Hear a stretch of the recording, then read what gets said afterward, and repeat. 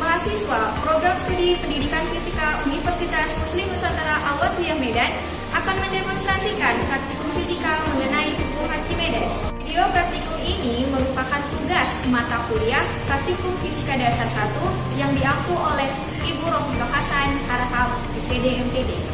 Hukum Archimedes berbunyi, suatu benda yang dicelupkan sebagian atau seluruhnya ke dalam zat cair akan mengalami gaya apung atau gaya ke atas yang besarnya sama dengan zat cair yang dipindahkan oleh benda tersebut. Baiklah, langsung saja pada pengenalan alat dan bahannya.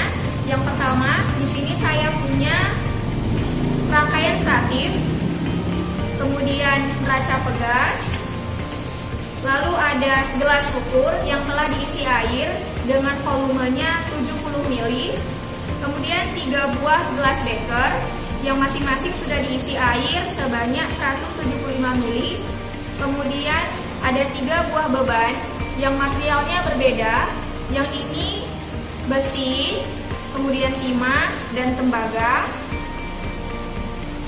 kemudian ada garam, dan yang terakhir ada telur. Pada praktikum ini akan ada 2 percobaan yang akan saya tampilkan. Percobaan yang pertama menggunakan 3 buah beban ini, statif, dan gelas ukur.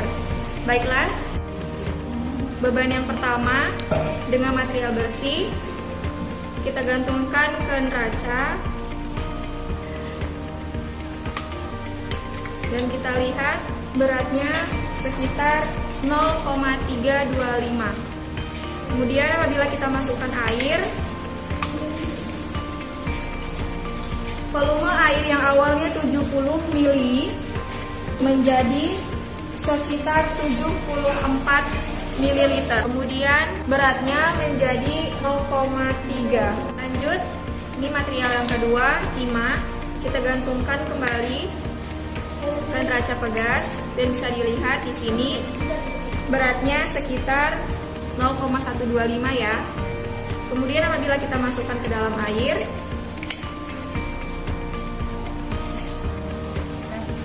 yang mula-mula 70 ml, jadi total volume air ini adalah 74,5 dan beratnya menjadi 0,075. Dan untuk beban yang ketiga dengan material tembaga, kita gantungkan juga ke neraca pegas.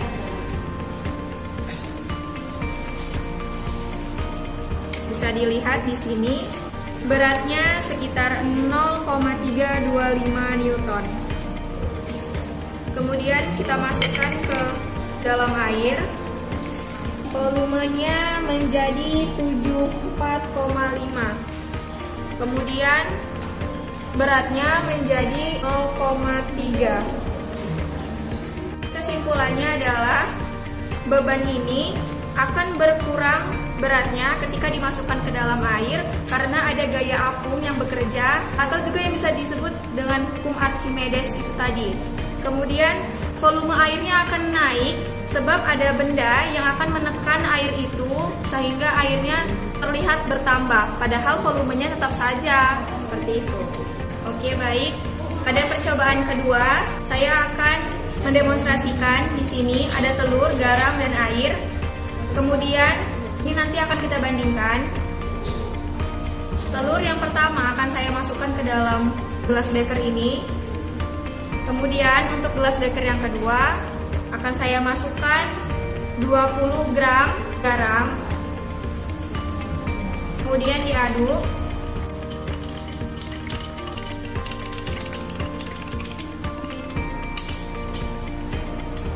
Lalu masukkan telur ke dalamnya. Pada gelas beker yang ketiga akan saya masukkan sekitar 100 gram garam.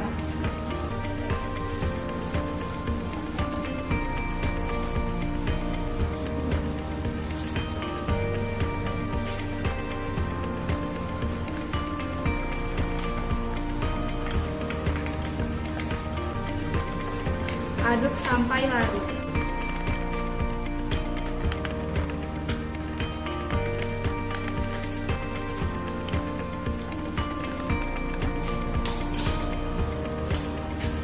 Lalu masuk ketiga ke dalam gelas beker yang ketiga.